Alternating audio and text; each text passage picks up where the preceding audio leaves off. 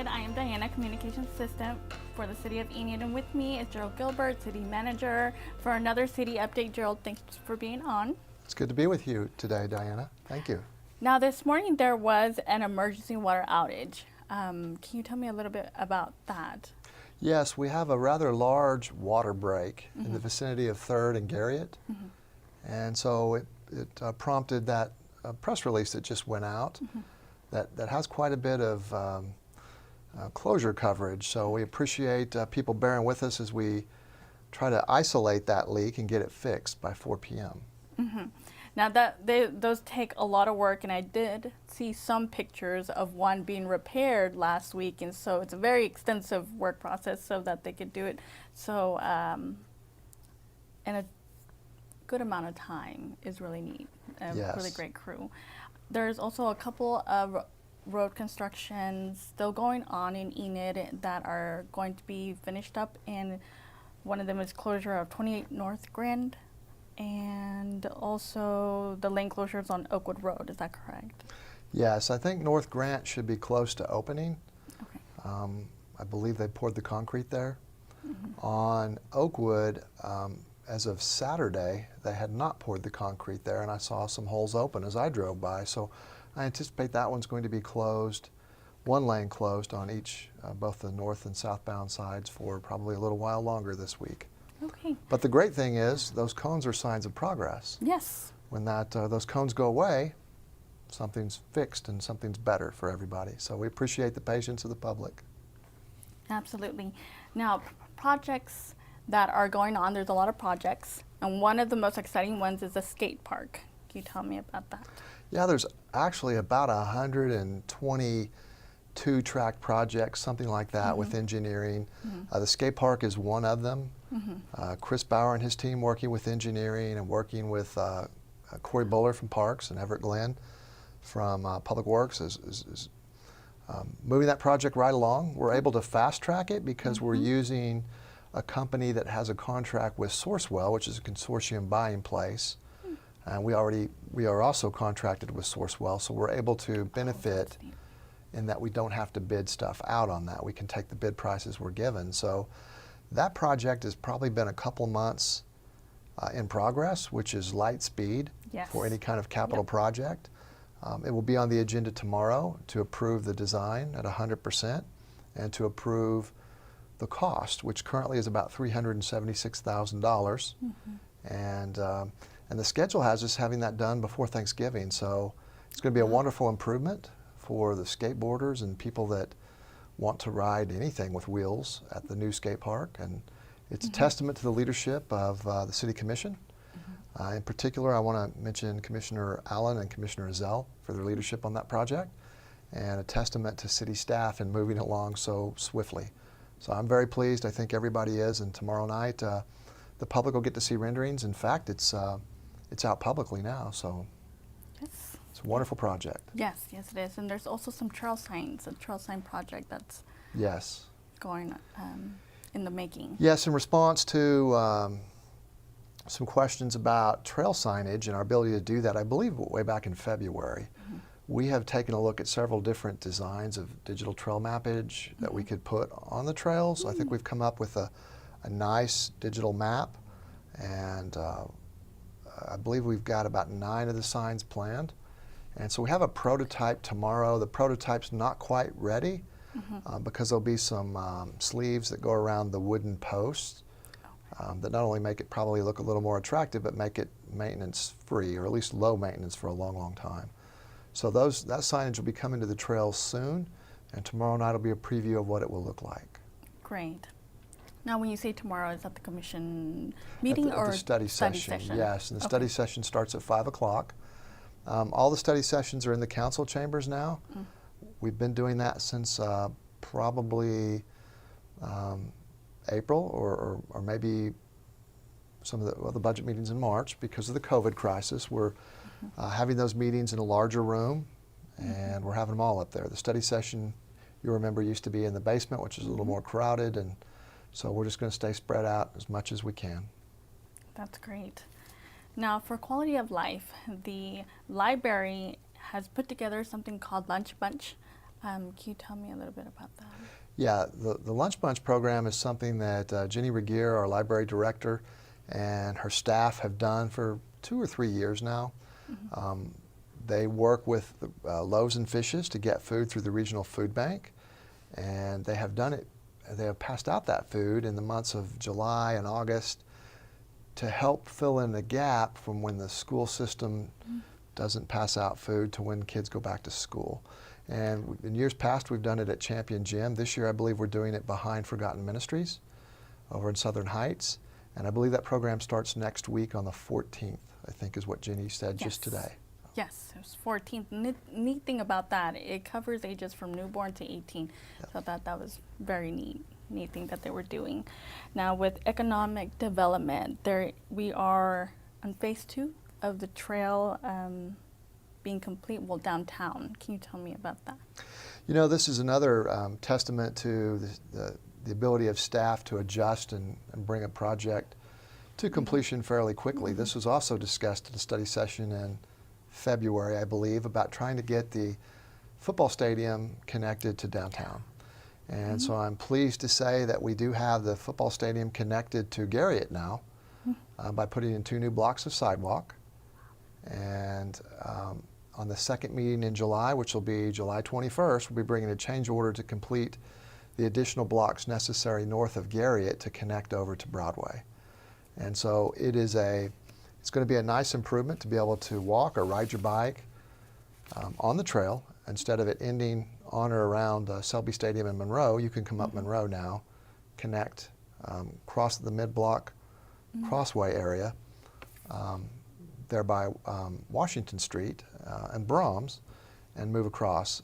We're also working on a project this year at Grand Street to replace a light pole, a signal pole there. We're going to be working on the ramps there and a crosswalk, because ultimately that'll be the permanent crosswalk that's best suited for getting people downtown.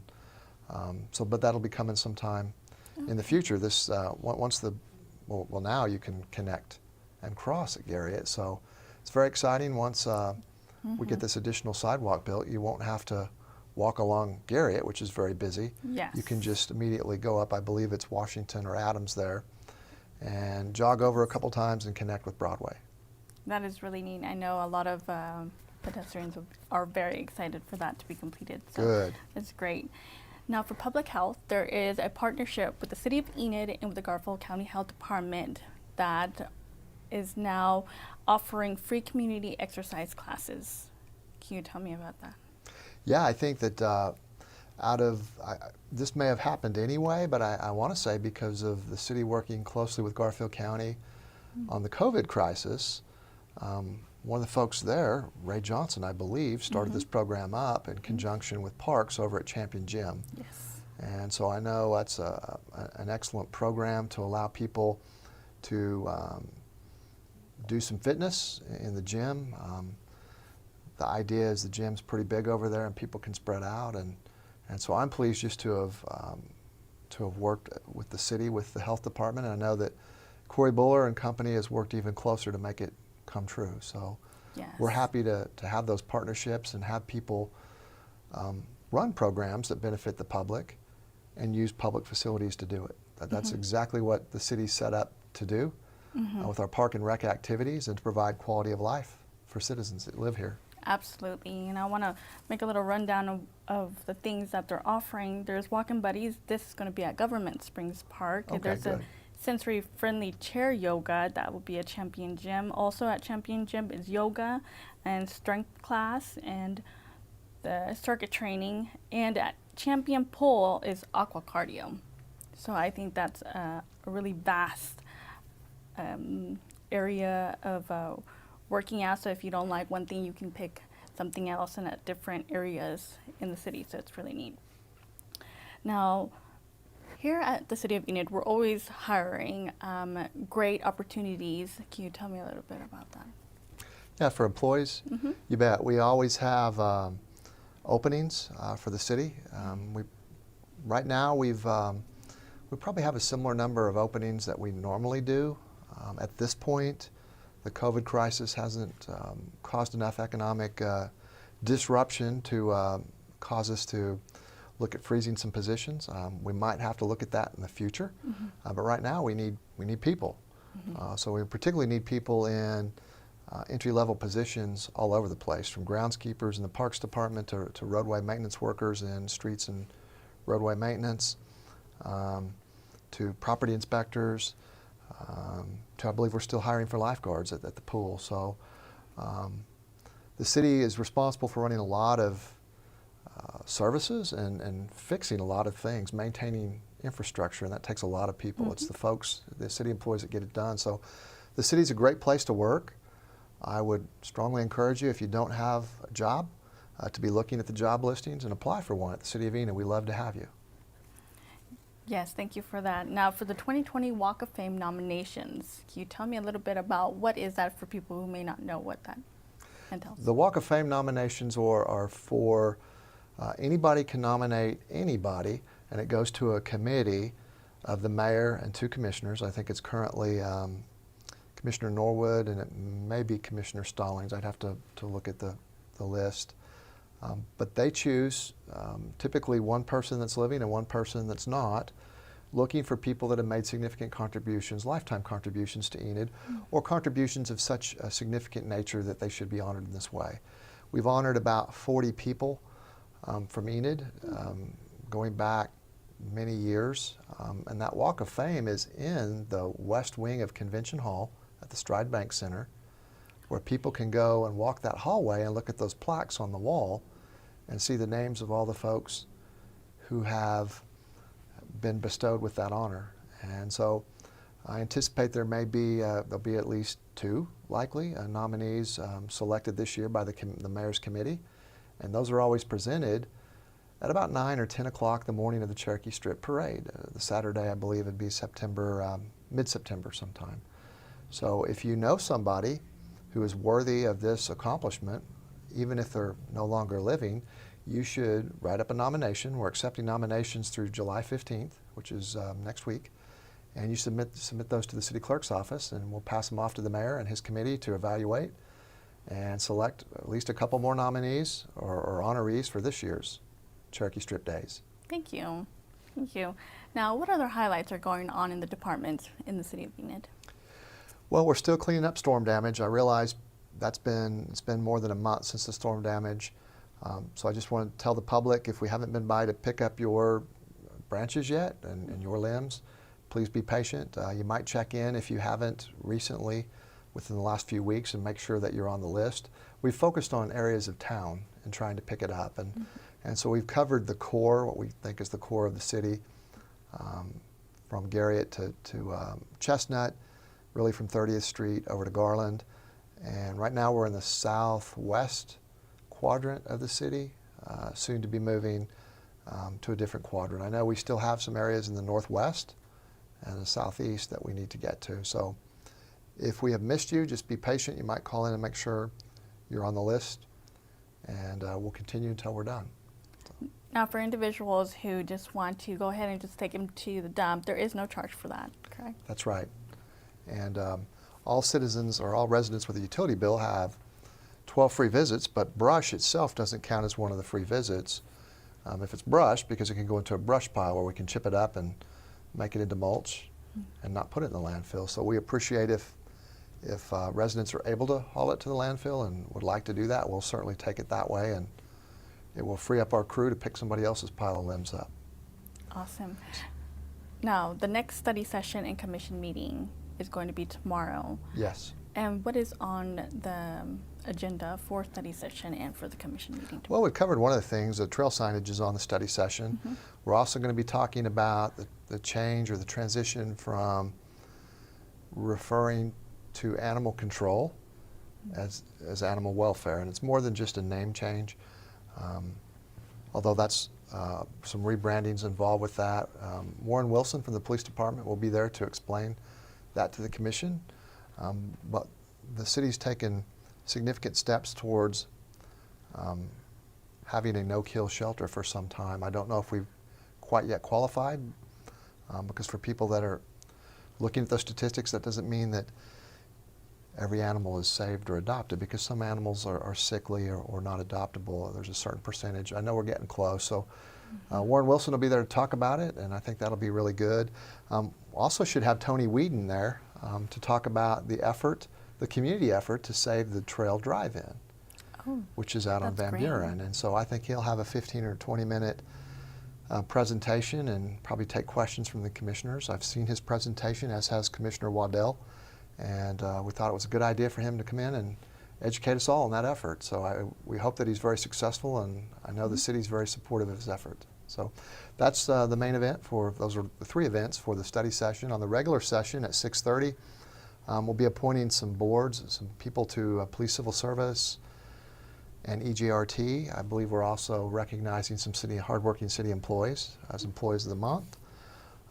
When we have some contracts, the skate park we've talked about is on there as an item. There's some rezonings on there to approve for the commission, and some other consent items. That's the bulk of what will be there tomorrow night. How exciting. Big things happening, big things. Is there anything that we haven't covered that you would like to share? Well, you know, we have approximately 120 plus capital projects that engineering and the city are working on and juggling now. And those are just the engineering capital projects. Call Lake is one of those, a really big one. Just want to remind everybody that that work continues. We've actually got a commission hired a construction manager at risk a meeting or 2 ago, and they have been working with our engineer Garver to collaborate and potentially find cost savings and design revisions, and then get a GMP, a guaranteed maximum price, by the end of November. And that's our marching orders, so to speak. That's what we're working on and pushing forward towards, and look forward to continuing to update the commission frequently. We do not have an update on that in July, but I anticipate we may have one at the following meeting on the 21st. We're always updating the commission at every meeting on land acquisition, and we're at about 79% or something like that in land acquisition. We've acquired 179 of the 228 parcels, and approximately 15 of the parcels additional to that will be using right-of-way, so we won't need to acquire parcels. We have about 19 more that are what we call the bridge team, which is the city, basically, instead of the land acquisition company. And we're working through some of those issues now. And then outside of that, there's still a handful, about 15 or so, that are in various stages of completion from Smith Robertson. For instance, there's 4 or 5 parcels that we believe we're ready to get from the owners, but wherever they're at, they're caught up in the COVID crisis. So there's an example of how COVID has impacted us. They're not able to sign it now and get it back to us, so we're just patiently waiting until they can get to that point. So Call Lake is progressing on. We're excited about that. For folks watching, we are in a drought now. I know it rained about 2 weeks ago. It rained a whole lot. But the drought monitor didn't change much. And in fact, in Garfield County, I think it moved up to the 2nd level of drought, according to the drought monitor that was reported in the newspaper. So when people wonder, why are we doing Call Lake? We're doing Call Lake to secure the city's future water supply. And folks that say, well, we don't need that, we've got plenty of wells. We don't. We have declining aquifers at our wells, and then there's also the threat of a drought that occurs.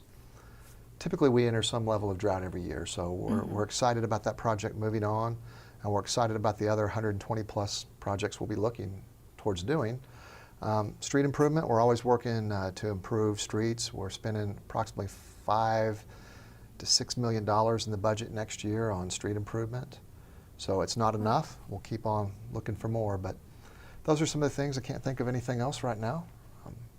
What questions do you have for me? Nope. There are no online questions here. Okay. And thank you so much for coming on and sharing about all the things that the city of Enid is doing behind the scenes. So it's a tremendous amount of work, and so thank you very much.